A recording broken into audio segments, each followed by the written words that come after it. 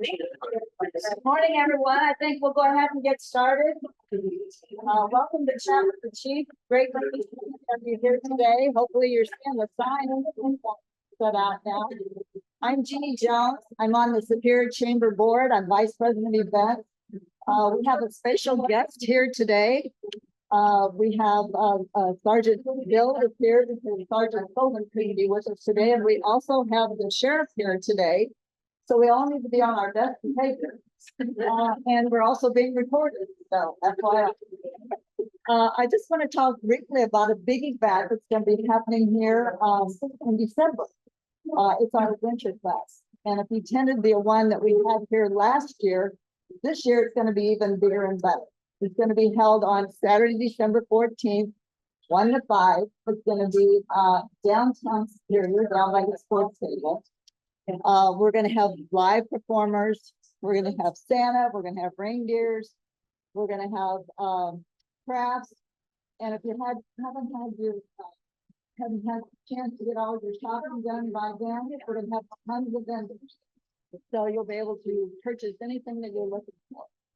We're also looking for sponsors. It's a great way to get your name out and promote something that you're wanting to promote this year. But also it's a great way to get to know some of your neighbors, get to know other people. Like I said, it promises to be bigger and better than last year because the town and Superior Chamber are both teaming up for this year. I want to thank the person that brought in the baked goods for today. The company, I believe, is called Forget Me Not. And she's brought in a lot of baked goods. Leslie, our executive director, is coming over shortly with coffee. So we'll have coffee, but help yourself.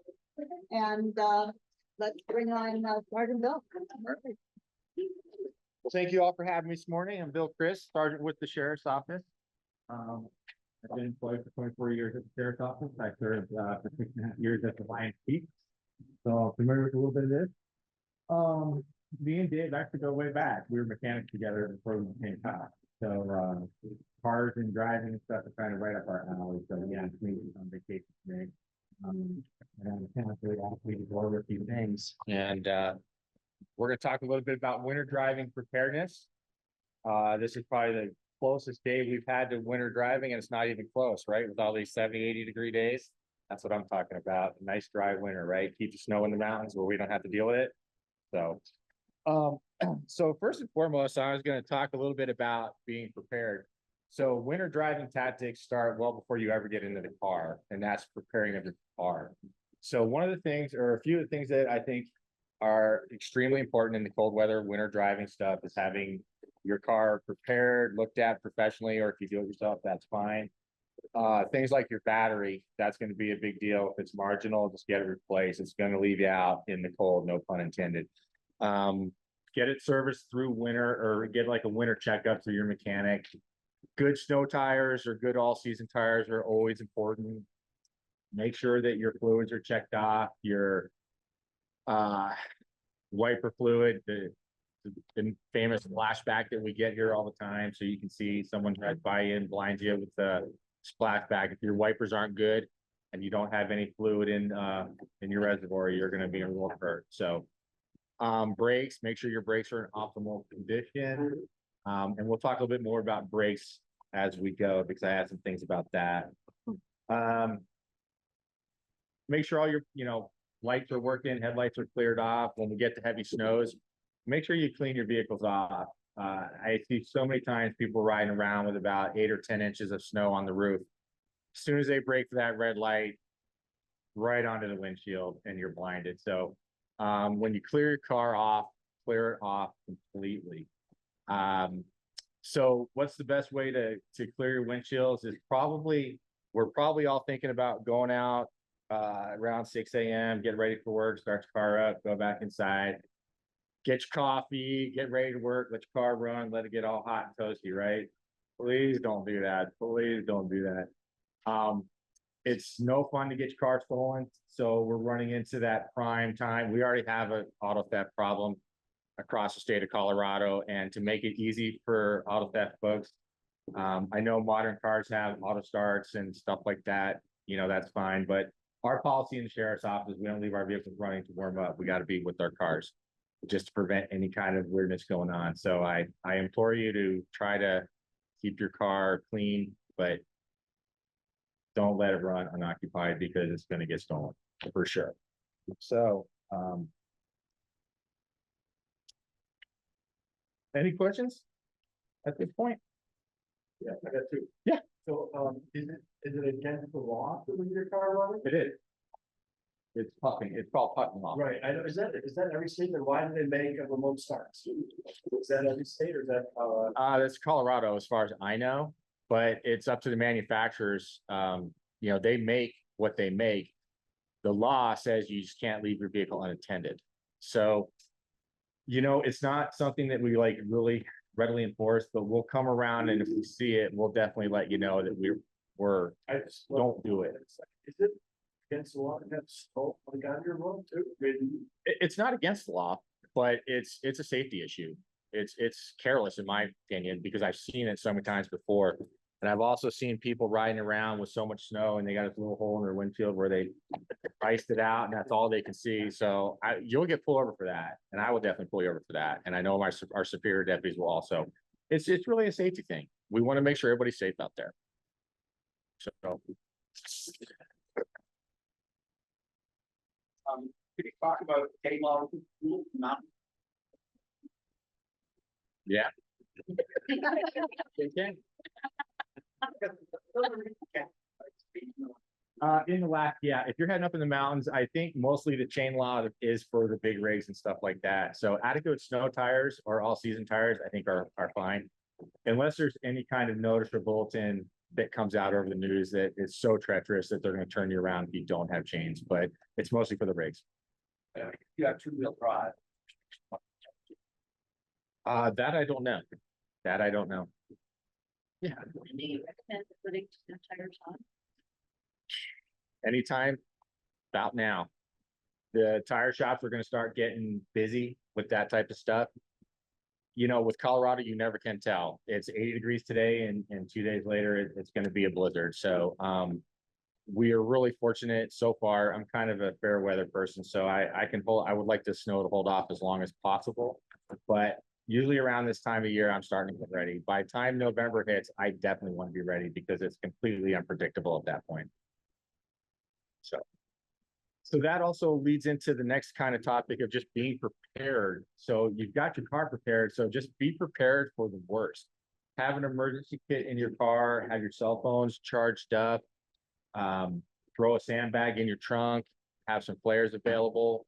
If your car maintenance is good and you're ready for that, then you should be all right. But you never know what's going to happen out there. You leave for work and it's just flurrying, and by the time you're done out of work, there's 2 feet of snow out there. So be prepared in that aspect as well. So going into some driving things, first and foremost, slow down. Slow down. You can have the best car, the best tires, the best anti-lock brakes. That's still not going to stop you on ice. Does anybody really know what anti-lock brakes do? Yep. They pulsate your brakes like 100 times a second so that your wheels don't lock up. So when your wheels lock up, you have no way to steer your car into a direction to avoid an obstacle because your wheels are locked. Your car is just sliding. So an anti-lock brake, what that does is it continues to pump the brakes and allows the wheel to actually turn so you can actually steer while you're slowing down. There's a lot of false sense about, well, I got anti-lock brakes, I can stop anywhere at any time. That is not the case because there's still crashes out there.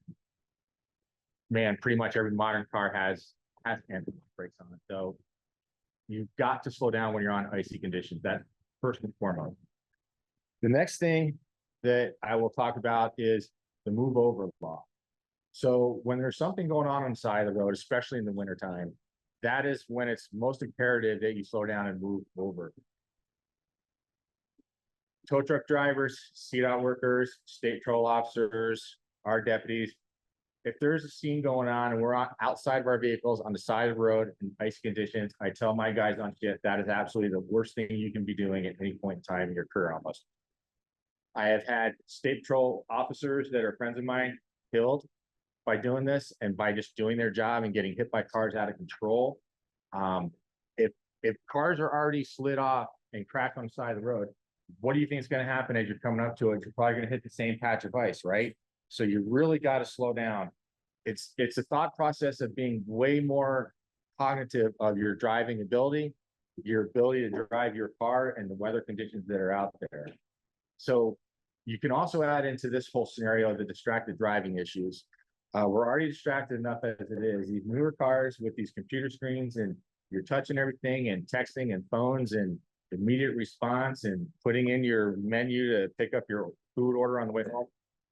We've gotten so distracted behind the wheel that even on the driest, most clearest days, we're distracted and we easily get into a crash. And you add in any kind of rain, snow, ice and stuff like that, it just becomes 10 times worse. I can really geek out on a lot of this and talk for a while because of some of the things I also teach in the department with traffic enforcement. And there's a little thing called reaction time of an alert driver seeing that there's a hazard out there. And it takes about 3/4 of a second for your brain to kind of go, oh my gosh, there's something going on. And it takes about another half second for you to actually do something about it. I better take my foot off the gas and put it on the brake. After that, it's about another 3/4 of a second for the car to do something. So during that whole time, if you're traveling 50 miles an hour, okay, you're still moving and going about 250 feet. That's a long distance before anything even really happens when you observe a hazard out in front of you. The ice and the snow and winter driving brings all that down way closer and way faster. So it's just important to be really cautious and alert when you're driving. Yeah. I mean, you refer to it as a move over, but does the law actually require you to move over to the left lane? Or slow down. Or slow down. If you can't move over, so like rush hour traffic, it's really hard, okay, because there's no space. So if you have the ability to move over and there's an area for you to move over and you don't, that's against the law. Okay. If you cannot move over, then slow down, is how the law is. What's the recommended speed below the speed limit if you can't move over? Safer conditions. So however you think you can drive. I would say that you put snow and ice on the roadway on any highway that's a 55-mile-an-hour speed limit, that's too fast. Just so you don't create another issue behind. Correct. Yeah, that's hard one to answer because people behind you are gonna get right up on you. People are impatient, they're gonna get it right. Why are you slowing down? That's kind of why we're here today talking about it, so we can at least exchange information so people are aware of what it takes. So.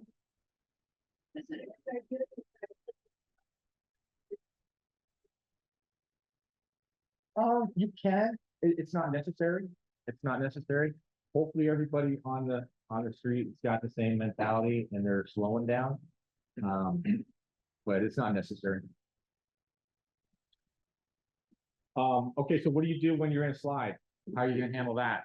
So you haven't been able to slow down and let go, Jesus, take the wheel, right? Is that the song says?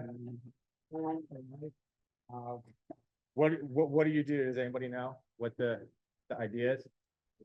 Turn into the skid, absolutely, absolutely. So if you have a vehicle that doesn't have anti-lock brakes, then you're gonna be on the brake, you're gonna be pumping, you're gonna turn into the slide and hopefully not get into an accident.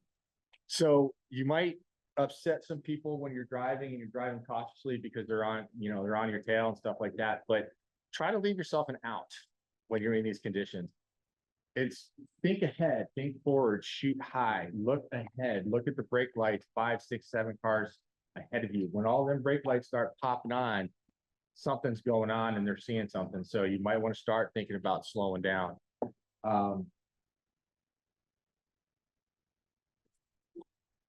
Leave yourself an out if you can. When you come up to a stoplight or a stop sign, leave yourself a little bit of extra space. You don't have to be right on top of somebody. The guy behind you may not see all this, he may be sliding, and I don't know how many multiple car crashes that we get, boom, boom, boom, boom, boom, and it's a 6-car pileup and everybody's got a front end and rear end damage. So. Any other questions? Let's see here. I just want to make sure that I kind of got everything. Yeah, I think it's a lot of common sense. Just be prepared, keep your gas tank full. Prepare for long trips. Give yourself plenty of time. When you know it's snowing out and it's gonna be icy, add a half hour to your commute, easy, especially in the morning. Am I missing anything? I like to surround myself with really good people. That's why we've got Deputy Fundero and Dan Brennan here, Deputy Brennan and the sheriff. So they're all gonna come back behind me and make me look good. So.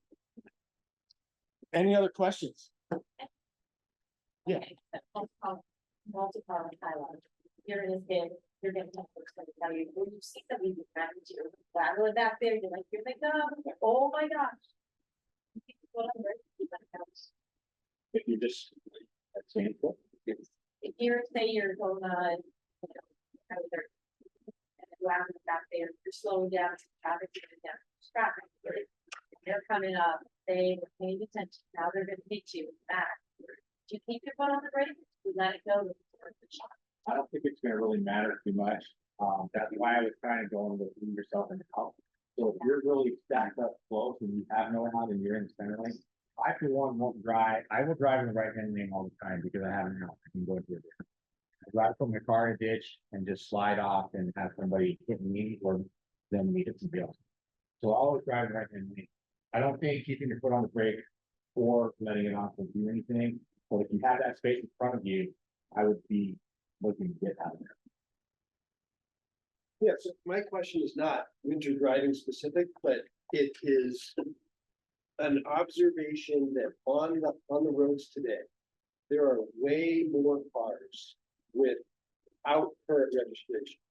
So either their tags are, several months old, or they've got, new card, temporary tags that likewise are months, sometimes we've seen them, they're years out of date, and sometimes there's no plates at all. What's causing that, and what is the, what's your, and I should say, what is law enforcement's opinion about what to do? Yeah, so the cause of that's COVID. So during COVID, when at the height of the pandemic, our sheriff and division chiefs instructed us to pull people over that were serious offenders of reckless driving habits to prevent a lot of the contacts that we do car to car and traffic stops. So traffic stops during COVID kind of took a dive. We weren't doing a lot of expired tags, things like that, minor traffic infractions. Those are mostly like equipment violations that we would see normally do pull over. During COVID, we did not. So for a couple of years there, people got real used to not getting pulled over for minor stuff. So what we're doing now is we're just trying to reverse that. I know that the city and county of Denver are now doing a crackdown on it. This is the second crackdown they've had, and that's going on right now with the registration. So our department is doing the same. It's not an official crackdown, but as a shift supervisor, I've told all of my deputies, I know Sergeant Solomon has done the same here in Superior, that we just need to pick that back up, get everybody back in line. A lot of those minor issues have gone unchecked for a while. Give an inch and they take a month. Yeah. I know that I'm just wondering about positive emergency management. If you know there is one there, but that also affects the shelter place. To get the detective there, the shelter is in place.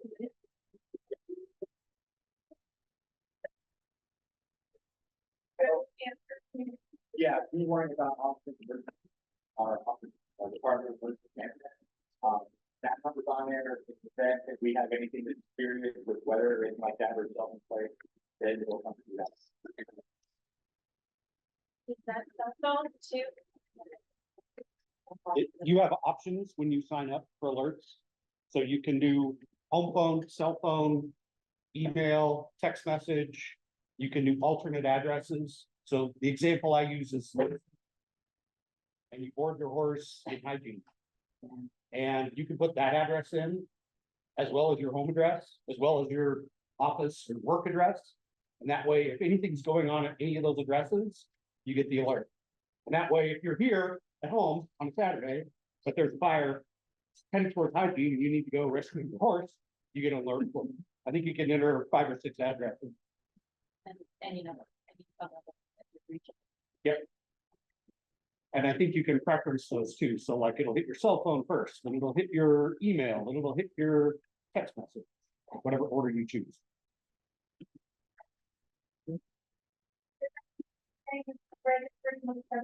That's it. Yes, yes. Go to bocoalert.org.